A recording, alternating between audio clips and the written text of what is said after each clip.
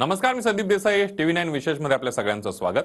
Ashok चव्हाणांच्या Bhajap प्रवेशानंतर social मीडियावर जोरात चर्चा सुरू आहे. आपला विश्वासूपासून डीलर ते लीडर पर्यंत झालेली टीका सुद्धा व्हायरल होते. काय काय चर्चा झाल्या आणि भाजप नेत्यांनी त्यांनीच केलेल्या आरोपांवर काय उत्तर दिले बघूया. त्या संदर्भातला एक स्पेशल रिपोर्ट. ते लीडर नाही आहेत, अशोकराव लीडर नाही आहेत, अशोकराव डीलर आहेत. मी एवढंच सांगतो की जमिनीशी जुडलेले जे नेते आमच्यासोबत येतील त्यांचं आम्ही स्वागत करू.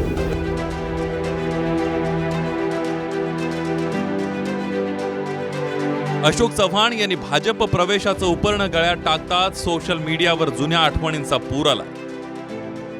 सर्वाधिक व्हायरल झाली ती म्हणजे अशोक चव्हाणांबाबत फडणवीसांची आधीची आणि भाजप प्रवेशानंतरची भूमिका.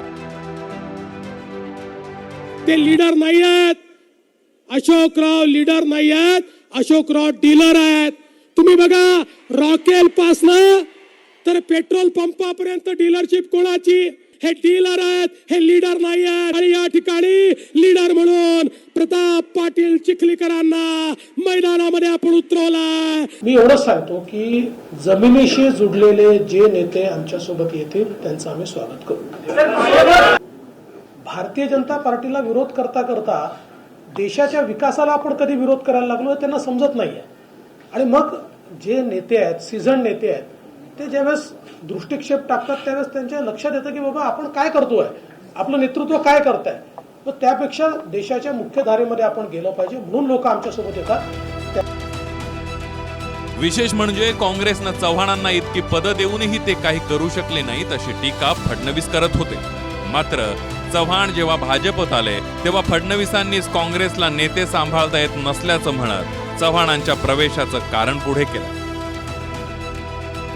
या नांदेडमध्ये अशोकराव चव्हाणांना इतके वेळा मंत्री बनवलं, मुख्यमंत्री बनवलं, इतके वेळा संधी दिली, पण मला सांगा, या नांदेड शहराचा चेहरा आणि या नांदेड जिल्ह्याचा चेहरा ते बदलवू शकले का? या ठिकाणी विकास करू शकले का? ज्यांनी काँग्रेस मोठी केली, ज्यांनी आपलं सर्वस्व काँग्रेसला दिलं, असे नेते का आपल्याला सांभाळता येत नाही असं आत्मचिंतन त्यांनी केलं पाहिजे. की त्यांना त्यांचा पक्ष सांभाळता येत नाही, त्यांना त्यांच्या पक्षात नेते सांभाळता येत नाही. त्यामुळे त्यांनी पहिले आत्मचिंतन केलं पाहिजे की त्यांना घर का सांभाळता येत नाही. मात्र जेव्हा भ्रष्टाचाराचे आरोप आणि इतर भूमिकांबाबत भाजप नेत्यांना प्रश्न विचारले गेले तेव्हा मात्र त्यांनी उत्तर देणं टाळलं. नांदेडचे डीलर आहेत असं थेट प्रहार जो आहे तो निवडणुकीच्या प्रचारावेळी देवेंद्र फडणवीसांनी केलं. त्यांनी हा व्यक्तिगत निर्णय घेतला आणि ते आता भारतीय जनता पक्षामध्ये आलेले आहेत. त्यांचं मी मनापासून स्वागत करतो. जो डीलर हा शब्द आहे तो बदललेला आहे का? बघा, राजकारणामध्ये परिस्थिती बदलत असते, स्थिती बदलत असते. मला वाटतं हे चालत असतं. विरोधी पक्षात असताना काही गोष्टी बोलल्याही जातात, बोलाव्या लागतात. परंतु ज्या पद्धतीने आदर्श घोटाळ्याचा आरोप वारंवार तुम्ही केलेला होता, संदर्भामध्ये अशोकजी बोललेले आहेत, हायकोर्टाने त्यांना त्याच्यामध्ये दिलासा दिलेला आहे. देवेंद्र फडणवीस यांनी अनेक प्रचार सभेमध्ये डीलर म्हणून अशोकराव चव्हाणांचा उल्लेख केलेला होता. ते TV9 नाही ठरवणार, ते TV9 नाही ठरवणार. परंतु ज्या पद्धतीने आरोप होता ते उद्धव ठाकरे म्हणतात की खरं तर लीडर बरोबर आता डील झाली आहे म्हणून. तुला उत्तर नाही देणार, तुला उत्तर नाही देणार. भाजपच्या नेत्यांची काय त्रेधा तिरपीट उडते प्रेसच्या समोर. एक नेते आहेत दिव्य, त्यांचं नाव घेण्याचे पण लायकीचे नाही असे ते नेते आहेत. देवेंद्र फडणवीसांनी यांचा उल्लेख डीलर म्हणून केला होता. आता तुम्ही डीलरला लीडर केलं का? मग ते सांगतात मी तुला नाही उत्तर देणार. अरे तुला उत्तर देणार नाही म्हणजे काय? जनता तुम्हाला विचारते की मोदीजी, तुम्ही जे सगळीकडे एक डांगोरा पिटतात, मोदी गॅरंटी, मोदी गॅरंटी, हीच मोदी गॅरंटी आहे का? की आम्ही भ्रष्टाचाराचे आरोप करू, तुम्ही किती मोठा भ्रष्टाचार करा, पण भाजपात आल्यानंतर तुम्हाला ताबडतोब राज्यसभा मिळेल, उपमुख्यमंत्रीपद मिळेल, मुख्यमंत्रीपद मिळेल, ईडी, इन्कम टॅक्स, सीबीआय तुमच्याकडे येणार नाही, ही मोदी गॅरंटी आहे. फडणवीसांनी ज्या अशोक चव्हाणांना डीलर म्हणून ज्या प्रतापराव चिखलीकरांना लीडर म्हटलं होतं त्यांना मात्र भाजप प्रवेशानं आनंद झालाय की दुःख हे समजण्या पलीकडचं. कारण जेव्हा चव्हाणांच्या प्रवेशाच्या चर्चा होत्या तेव्हा चिखलीकरांचं विधान चर्चेत होतं. वर्तमानपत्रात वाचलं की 150 कोटीची थक आम्ही अशोक चव्हाणांच्या साखर कारखान्याला हे सरकार देते. याच्यावरून आपण लक्षात घेतलं पाहिजे. आणि अशोकरावसाठी नवीन नाही, सत्तेसाठी ते येऊ शकतात. बेजबाबदार माणसाला मी उत्तर देणं मला उचित वाटत नाही. मी आहे त्या ठिकाणी चांगलं आहे, माझं काम सुरू आहे, त्यामुळे अशा प्रकारचं त्यांचीच जागा डळमळीत आहे. भाजपमध्ये सुद्धा ही जागा नांदेडची येणं शक्य नाही आहे असा त्यांचा अंतर्गत अहवाल आहे. त्यांना आणि मला दोघांनाही पक्ष नेतृत्वाने जी जबाबदारी दिली ती निमूटपणे सहन करावी लागणार आहे किंवा पाळावी लागणार आहे. सगळ्यांना मिळून मिसळून काम करणं हे आमची संस्कृती आहे आणि भारतीय जनता पक्ष हा शिस्तीचा पक्ष आहे, त्याच्यामुळे इथं काही बेशिस्त चालणार नाही. काँग्रेसच्या नाना पटोलेंनी भाजपनंच आपल्या ट्विटर हँडलवरून केलेल्या आरोपांची पोस्ट दाखवली आहे, ज्यामध्ये भाजपनं चव्हाणांना उद्देशून विसरला नाही महाराष्ट्र असं म्हटलं होतं. त्यावरूनच त्यांनी भाजपला घेरलंय. भाजपमध्ये आल्यानंतर चौकशा लागत नाहीत, निवांत झोप लागते, हे हर्षवर्धन पाटलांचं विधानही व्हायरल झालंय. माऊली आमचे शेजारी बसलेले आहेत, आम्हाला सुद्धा भारतीय जनता पक्षात जावं लागलं. ते बसल्या बसल्या मला म्हणले का गेला, मला विचारण्यापेक्षा आपल्या नेत्याला विचारा अशोक पाटील का गेला. काय नाही, मस्त आहे बघा, निवांत आहे, शांत झोप लागते, काय नाही चौकशी नाही चौकशी नाही, काही नाही चौकशी. तर इकडे सगळ्यांना चांगली झोप लागते, सगळेच चांगले आनंदी असतात. सगळे जे सक्षम जे सगळे लोक आलेले आहेत, जे नेते आलेले आहेत, त्यांचा सगळ्यांना त्यांचा मान सन्मान या ठिकाणी ठेवला जातो. त्यामुळे तो वेगळ्या अर्थाने तुम्ही त्या ठिकाणी घेऊ नका. विरोधाभास हा आहे की आता भाजपसोबत सत्तेत असलेले शिंदे गटाचे गुलाबराव पाटील विरोधात असताना हाच आरोप करत होते. आता भाजपसोबत सरकारमध्ये मंत्री असलेले अजित पवार सुद्धा गेली अनेक वर्ष भाजपवर अशाच प्रकारचे आरोप करत होते. बाजूला बघा अर्धा काँग्रेस बसले, दत्त घेतलेले पोर आहे तुम्ही, कुपोषित बालक इकडे घेतले, बाळा ये मांडीवर ये सोन्यावर ये, हे काम केली आणि तुम्ही आम्हाला सांगताय तत्वाच्या गोष्टी. अर्ध काँग्रेस तुमच्यात घुसले, अर्ध काँग्रेस ज्याचे बाप जादे पंजोबा खापर पंजोबा काँग्रेसमध्ये होते, तुमच्यामध्ये आलं म्हणजे पवित्र. म्हणजे ते कसं आहे, तुमच्याकडे मशीन आहे, रावसाहेब दानवे सांगतात, तुमच्या मशीन मध्ये टाकलं का पवित्र आणि आमच्याकडे आलं का अपवित्र. वा रे वा. म्हणजे किती दिवस हा सत्ताधारी पक्ष केंद्रात सत्तेवर आहे, राज्यात सत्तेवर आहे, अनेक ठिकाणी इथं भरपूर आमदार निवडून आलेत, तरी दुसऱ्यावरच डोळा, दुसरा कुठला कसा आपल्याकडे येईल. मग काँग्रेसचा येतोय का, मग राष्ट्रवादीचा येतोय का, मग आणखीन कोणाचा येतो. अरे तुमचे करा ना तयार. समोर बघितलं तर अजून 40-50 लोक आमच्यातनंच काय पावरा आपल्या इथनच गेला ना तिकडं, का दुसरीकडनं कुठनं आला, काँग्रेसमधनं गेले. ही अवस्था. चव्हाणांनी काँग्रेसच्या राजीनाम्याच्या पत्रात शेवटी आपला विश्वासू असा उल्लेख केलाय. तो देखील सोशल मीडियावर सर्वाधिक व्हायरल झाला. आता पत्रात आपला विश्वासू लिहिण्याचा पायंडा बंद करायला हवा असंही अनेक नेटकऱ्यांनी लिहिलंय. काही म्हणतायत की भाजपचा पुढचा अध्यक्ष देखील मूळ काँग्रेसी असू शकतो. काहींनी असं लिहिलंय की नार्वेकरांचा सुद्धा काही भरोसा नाहीये, ते अशोक चव्हाणांना सुद्धा काँग्रेस पक्ष देऊ शकतात. तर काहींनी लिहिलंय की अशोकाचं झाड ना सावली देतं ना फळ, नुसतीच पानगळती. कुणी म्हणते की महाराष्ट्र प्रदेश कार्यालयाला किमान कुलूप लावायला तरी कुणी थांबलं पाहिजे. दुसरीकडे भाजप कार्यालयात सर्व काँग्रेसी आणि राष्ट्रवादीवाले बसले असून मूळ भाजपचे बाहेर तिष्ठत उभे असल्याचं व्यंगचित्रही चर्चेत आहे. प्रवेशावेळी चव्हाणांनी पक्षनिधी म्हणून एक नोट दिली. त्यानंतर बावनकुळेंनी भाजप प्रवेशाचा अर्ज दिला. तो प्रसंग देखील व्हायरल झाला.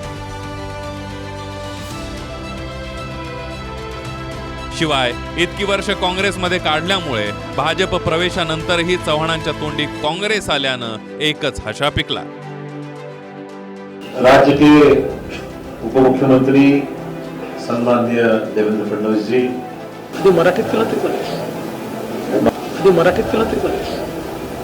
मुंबई काँग्रेसचे अध्यक्ष भाजपचे मुंबई भाजपचे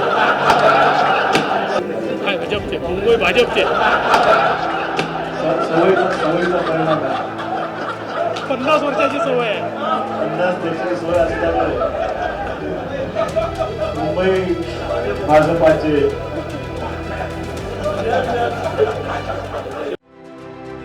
अजित पवारांनंतर अशोक चव्हाणांनी कसे भाजपसोबत वा भाजपमध्ये जाण्याचे संकेत दिले होते त्याचेही व्हिडिओ व्हायरल झाले. सत्तेत जाण्याच्या 4 महिन्यांपूर्वी अजित पवारांनी मारलेला डोळा आणि महाविकास आघाडीच्या पत्रकार परिषदेत अशोक चव्हाणांनी मारलेली कल्टी हे दोन्ही व्हिडिओ चर्चेत आहेत. सोशल मीडियावर काही जण म्हणतायत की भाजपामध्ये अब पुराने 3 यार मिलेंगे, विखे, राणे और चव्हाण. यामध्ये नारायण राणे माजी मुख्यमंत्री, काँग्रेसचे महसूल मंत्री राहिले, नंतर भाजपात मंत्री झाले. विखे पाटील सुद्धा काँग्रेसमध्ये महसूल मंत्री आणि मुख्यमंत्री पदाचा चेहरा होते, नंतर ते देखील भाजपमध्ये जाऊन मंत्री झाले. अशोक चव्हाण देखील काँग्रेसचे मुख्यमंत्री आणि महसूल मंत्री राहिलेत, त्यांनी सुद्धा भाजपची वाट धरली. तुर्तास शिंदे गटाच्या संजय शिरसाट यांनी अचूक वर्तवलेली भविष्यवाणी चव्हाणांनीच खरी करून दाखवली आहे. अशोक चव्हाण तुम्ही किती म्हणले तर मी येणार नाही, त्याचा अर्थ समजून घ्या. थोडंसं त्यांना वेळ लागेल, पण येतील जरूर. संजय शिरसाट हे केव्हापासून भविष्यकार झाले मला माहीत नाहीये. लोकांमध्ये संभ्रम निर्माण करण्याचा प्रयत्न आहे, याच्या पलीकडे याला काही अर्थ नाहीये. भाजपचे किरीट सोमय्या यांची अशा पक्षप्रवेशानंतर नेहमीप्रमाणे गोची झाली आहे. कारण सोमय्या यांनी ज्यांना ज्यांना अटकेचा आणि तुरुंगात जाण्याचा इशारा दिला होता ते नेते योगायोगानं भाजपमध्ये किंवा भाजप सोबत सत्तेत गेले. आता यशवंत जाधवची चौकशी प्रताप सरनाईकला पण टक होऊ शकते. भावना गवळीला पण आता अनिल देशमुखचा शेजारी आर्थर रोड मध्ये बुकिंग करावं लागणार. म्हणून हसन मुश्रीफची ताबडतोब मंत्रिमंडळातून हकालपट्टी करण्यात यावी. हसन मुश्रीफचा जावई आणि मुलाची अटक होणार. यशवंत जाधव, त्यांच्या पत्नी यामिनी जाधव, अजित पवारच्या अवतीभोवती ते 4 लोकांची चौकशी ते समन गेले आहेत. जेलमध्ये अडथळ्यांना डावत लागणार. जर समजा भविष्यात काँग्रेसचे काही आमदार अशोक चव्हाणांसोबत सत्तेत गेले तर महाराष्ट्रात ऐतिहासिक राजकीय समीकरण जुळून येतील. म्हणजे 105 आमदारांचं भाजप पूर्णपणे सत्तेत आहे. राष्ट्रवादीचा एक गट विरोधात, दुसरा गट सत्तेत. शिवसेनेचा एक गट विरोधात, दुसरा गट सत्तेत. आणि त्या पाठोपाठ चव्हाणांसोबत काही आमदार गेल्यास काँग्रेसचेही काही आमदार विरोधात आणि काही चव्हाणांसोबत भाजपमध्ये अर्थात सत्तेत दिसू शकतात. आता विधानसभेतलं सध्याचं आणि जर तरचं चित्र समजून घेऊयात. जेव्हा शिंदे फडणवीसांनी महाविकास आघाडी विरोधात बहुमत जिंकलं होतं तेव्हा शिंदे फडणवीसांच्या बाजूनं 164 आमदार होते आणि महाविकास आघाडीच्या म्हणजेच विरोधी भागांवर 99 आमदार होते. वर्षभरानं अजित पवारांचा गट सत्तेत गेला. त्यांच्या दाव्यानुसार त्यांच्याकडे 43 आमदार आहेत. म्हणजे आत्ताचं संख्याबळ शिंदे फडणवीस आणि अजित पवार मिळून 164 अधिक 43 म्हणजे 207 इतका आहे. आणि विरोधी भागांवर 73 आमदार उरले. समजा उद्या काँग्रेसचे अशोक चव्हाणही 2/3 आमदार घेऊन गेले तर शिंदे फडणवीसांची 164 प्लस दाव्यानुसार, अजित पवारांचे 43 प्लस अशोक चव्हाणांसोबतचे 30 असं मिळून सत्ताधाऱ्यांचा एकूण आकडा होईल 237 इतका. आणि विरोधक म्हणून विरोधी बाकांवर उरतील फक्त 43 आमदार. अशोकराव, तुमची मजल 2G 3G सोनियाजी याच्या पलीकडे गेलीच नाही. मी एवढंच सांगतो की जमिनीशी जुडलेले जे नेते आमच्यासोबत येतील त्यांचं आम्ही स्वागत करू. अक्षय मंकनी, TV9 मराठी, मुंबई.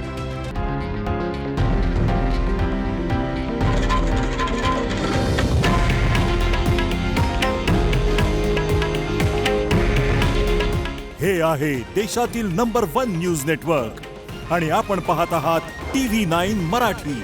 काळजी तुमची, हित महाराष्ट्राचं.